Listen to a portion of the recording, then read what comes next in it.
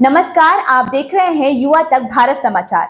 मैं हूं आपके साथ अक्षिता मौर्य। आइए रुक करते हैं फटाफट खबरों की ओर। उन्नाव जनपद के मोरावा थाना क्षेत्र में दिन दहाड़े लूट की घटना प्रकाश में आ रही है। मोरावा थाना क्षेत्र के कुदरा मोड़ के पास दिन दहाड़े लुटेरों ने लूट को अंजाम दिया।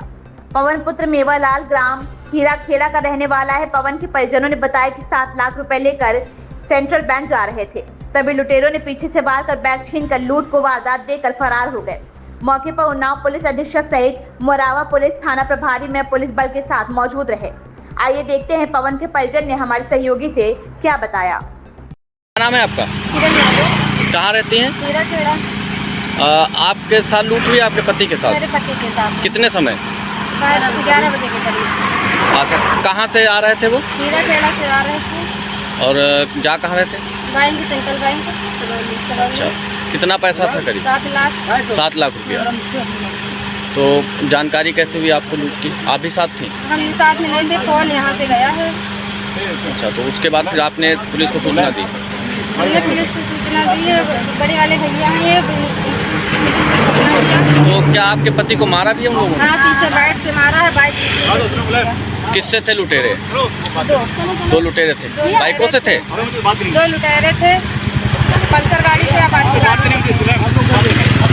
पुलिस ने क्या कहा? पुलिस ने कुछ कहा?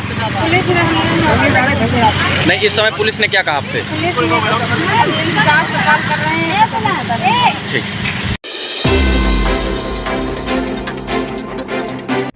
महाराष्ट्र चुनाव के लिए अजीत पवार की पार्टी एनसीपी ने अपने उम्मीदवारों की दूसरी सूची जारी कर दी है। इस सूची में 7 उम्मीदवारों के नाम जारी किए गए। सूची के तहत बांद्रा पूर्व से पार्टी ने बाबा सिद्दीकी के बेटे जिशान सिद्दीकी को अपना उम्मीदवार बनाया है।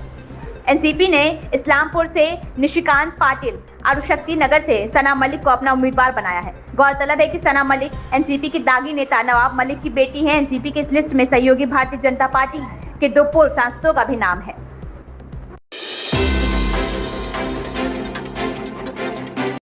भारत के महान बल्लेबाज सुनील गावस्कर ने गुरुवार को न्यूजीलैंड के खिलाफ दूसरे टेस्ट मैच के लिए कुलदीप यादव की जगह वाशिंगटन सुंदर को शामिल करने के फैसले की शुरुआत में आलोचना की थी। हालांकि सुंदर के साथ विकेट लेने के बाद अब उन्होंने अपने बयान से यू-टर्न लिया है। बेंगलुरु में पहले टेस्ट में हार के बाद वाशिंगटन को भारतीय टीम में शामिल किया गया था और उन्हें प्लेइंग 11 में शामिल किए जाने के बाद गावस्कर ने कहा था कि यह घबराहट में लिया गया फैसला था।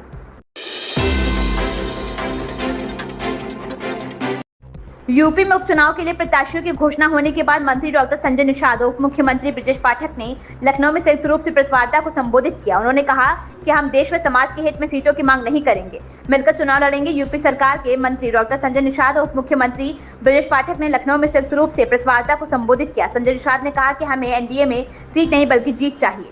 निषाद समाज को हक चाहिए, बसपा सपा से आरक्षण के मुद्दे को लटकाए रखा। हम देश और समाज के हित में सीटों की दावेदारी नहीं करते हैं।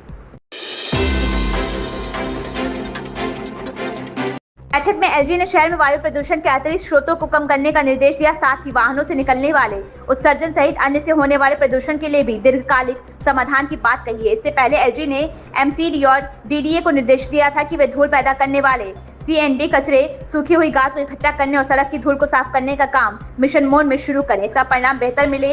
एमआरएसएस ट्रकों की ओर से सड़कों की साफ सफाई व धुलाई के साथ साथ ऊंची इमारतों पर घूमने वाली स्मॉग गन लगाने का काम भी शुरू किया गया है।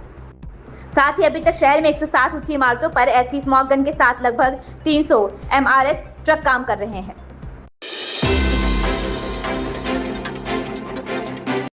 यूपी के उपचुनाव में भाजपा ने सभी 8 सीटों पर एक साथ प्रत्याशियों की घोषणा कर दी है। खास बात यह है कि इस बार पार्टी ने पिछली बार की गलती नहीं दोहराई। मनमानी टिकट बंटवारे से लोकसभा चुनाव में झटका खा चुकी भाजपा ने विधानसभा उपचुनाव में पुराने कार्यकर्ताओं को तरजीह देकर बड़ा संदेश देने की कोशिश की। प्रत्याशियों के जरिए भाजपा ने अखिलेश यादव के पीडीए के दाव का भी जवाब देने का प्रयास किया है। सूची से स्पष्ट है कि कार्यकर्ताओं की पूछ पुराने वफादारों को जगह और जातीय समीकरण का पूरा ध्यान रखा गया है।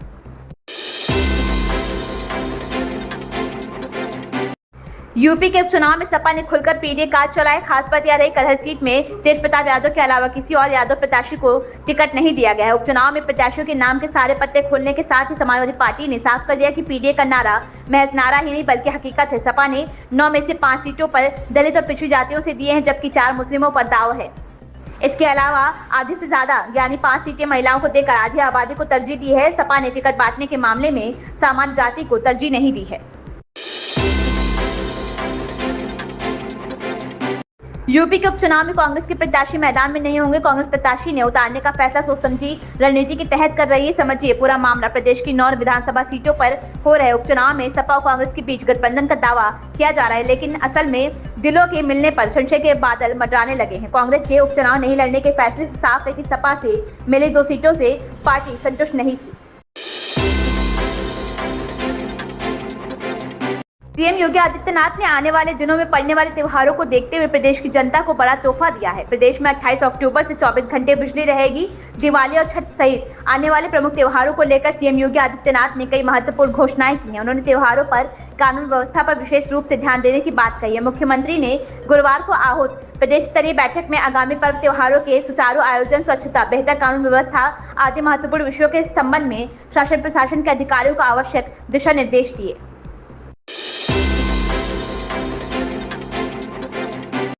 यूपी की मिल्कीपुर सीट पर उपचुनाव नहीं हो पा रहा है। कोर्ट में दाखिल एक पिटीशन की वजह से ऐसा हो रहा है। अब इस मामले में कोर्ट ने चुनाव आयोग से भी जवाब मांगा है। इलाहाबाद हाईकोर्ट की लखनऊ पीठ ने अयोध्या के मिल्कीपुर विधानसभा क्षेत्र के उपचुनाव मामले में दाखिल जनहित याचिका पर चुनाव आयोग से जवाब मांगा है। मामले की अगली सुनवाई 12 नवंबर को होगी। मिल्कीपुर के प्रभुनाथ तिवारी की याचिका पर न्यायमूर्ति AR मसूदी और सुभाष विद्यार्थी की खंडपीठ ने यह आदेश दिया।